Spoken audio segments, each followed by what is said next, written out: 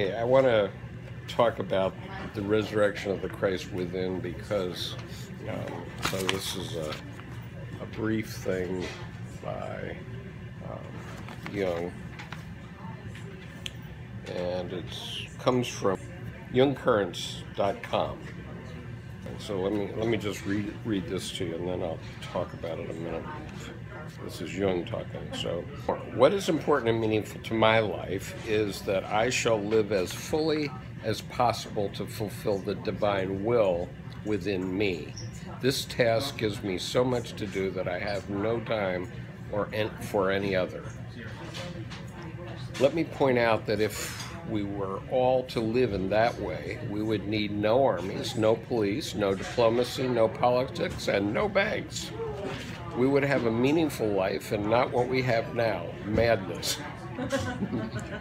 What nature asks of the apple tree is that it shall bring forth apples, of the pear tree that it shall bring forth pears. Nature wants me to be simply man, but a man conscious of what I am and what I am doing. God seeks consciousness in man. This is the truth of the birth and the resurrection of Christ within. As more and more thinking men come to it, this is the spiritual rebirth of the world. Christ, the Logos, that is to say the mind, the understanding shining into the darkness. Christ was a truth about man. Mankind has no existence. I exist, you exist, but mankind is only a word. Be what God means you to be. Don't worry about mankind, which doesn't exist. You are avoiding looking at what does exist, the self. You are like a man who leans over his neighbor's fence and says to him, "Look, there is a weed, and over there is another one. And why don't you hoe the rows deeper? And why don't you tie up your vines?" And all the while, his own garden behind him is full of weeds. Right? And so, Candide theme. Is that Candide? Yeah, tend your own garden. Tend your own garden. Buzz off. So, yeah, right, buzz off. So it's nothing new, but I think that the significance of this has to do with the idea that these spiritual aspects are in the psyche. They're not in the physical world. And so what I was talking about Da Vinci Code, for example. The problem with Da Vinci Code is that it tries to concretize all these ideas.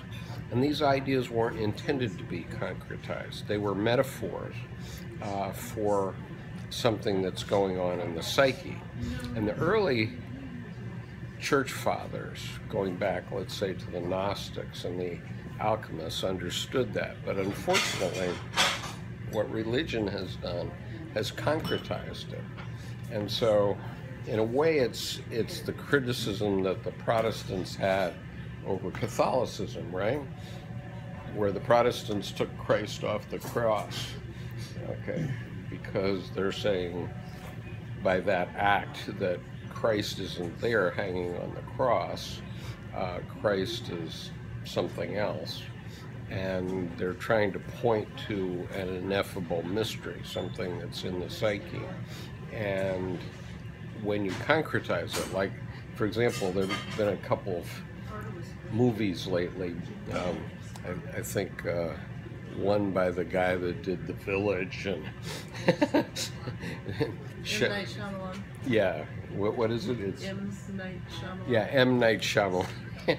Okay, but he did one or two movies, I think, about Christ, and so, okay, now you have this handsome blonde Christ running around on the movie screen. Now he's concretized, except that isn't what Christ was at all.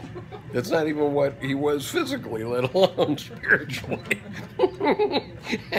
and so once you concretize that, you can criticize it, right? We're going to get to that in a minute, but I think the significance of Aion, and that's the next step here, Aion is the phenomenology of the self, and that's the book that came before Answer to Job, so we're doing this a little out of order, but I brought you anyway the forward and preface to Aion, to the Aion lectures. And the reason I did this, I know I had a reason. Okay, because, so in the preface, Edinger has 3 guiding principles in reading Aion and in reading anything Jungian. Okay.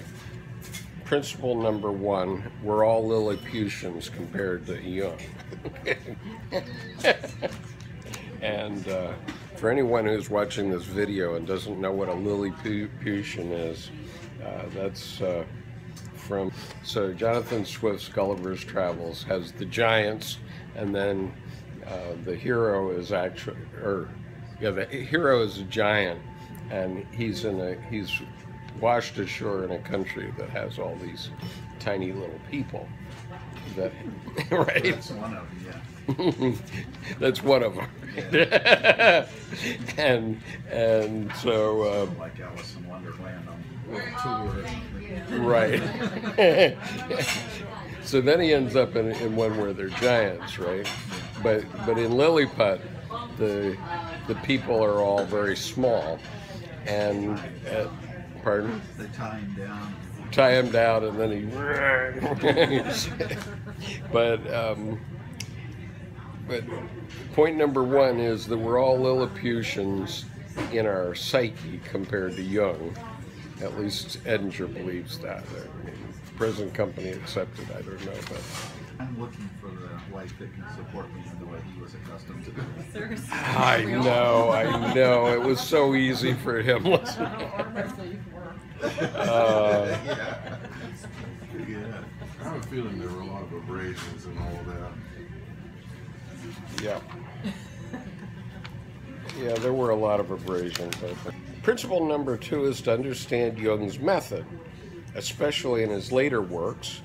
Jung writes about the psyche in what I call a presentational way, by which I mean he presents us with the psychic facts rather than with theories about the facts.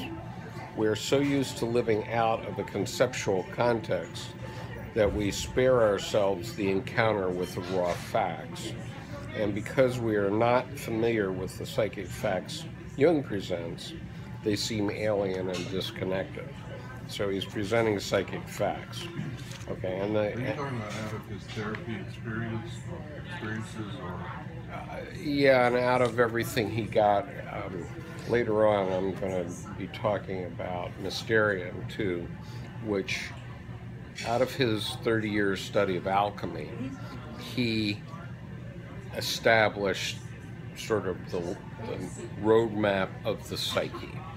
And that psyche has facts in it. Okay, now, point 3 here is that this is cluster thinking. In other words, pardon? A fruitcake? Well,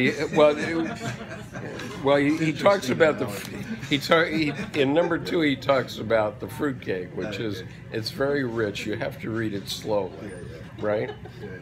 Because if you try to go fast, you're not going to get it. And the third point is it's network thinking, which you should love, right? Which is, and you didn't bring your painting. Oh, you did? Okay, good. Is it in the building? The painting is in the building. Okay, good. Let me just finish. Let me just finish this, and we'll turn this off, and we'll look at the painting. Okay. That's what you want to do now, or you want to? Well, let me finish. Whatever you want to do. Let me finish this point. Yeah. Okay. Okay. So the third point is that it's cluster thinking, and so it's not linear. And we're used to looking at things theoretically, like all the philosophers did, and they tried to slice and dice all this. And he's trying to look at it as fruitcake, right? Or whatever, you know. Never look at fruitcake. It's like we can't. He's looking at it from the point of view of he's looking at it from the point of view of network thinking. Okay, so and can be assimilated only in small bites. This means that one must read one sentence at a time and become familiar with every term and reference. Okay, and later in the Mysterium lectures, he's talking about the fact that you probably ought to have a Latin dictionary next to you, and oh, by the way, take a couple of hours and learn the phonetics of Greek. But you know, that is a particular type. One of the types talking to us. Not all the types are going to agree with that. Okay, so how do you interpret that? Well, I think an intuitive feeling type would think of it differently. Which is? I think it doesn't have to be that analytical. It can be more of a experiential thing. Well, that's what he's saying, though, that by reading the actual Greek words that Jung is using, okay, that it's going to open up this experience to you more. That's what he's saying. Okay. All right. Have time to do all that. Yeah, if you have time to do all that, but we have to have time, because that's why this is important. What is the title of this book that this excerpt is taken from? The Aion lectures. By Edinger. Yes.